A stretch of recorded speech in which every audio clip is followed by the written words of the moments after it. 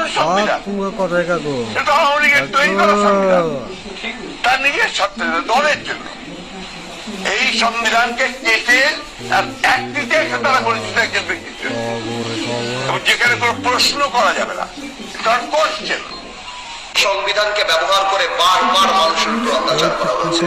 সুতরাং এই সংবিধান যেই সংবিধান মানুষের কথা বলে না, সংবিধান যেই সংবিধানে মানুষের ইচ্ছার প্রতিফলন হয় না, মানুষের ভবিষ্যৎ দেয় না, মানুষের প্রোটেকশন দেয় না, সেই সংবিধানকে মানুষ ছুঁড়ে ফেলে দেবে।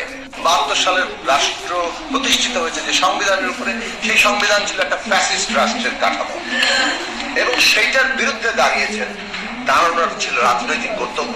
সেই কর্তব্যের ডাকে সাড়া দেওয়া এই দেশের ইতিহাসে যদি কোনোদিন গণতন্ত্র প্রতিষ্ঠিত হয়, তারা বাংলাদেশে সত্যিকার বীর হিসেবে এই দেশে মর্যাদার আসনে আসীন হবেন।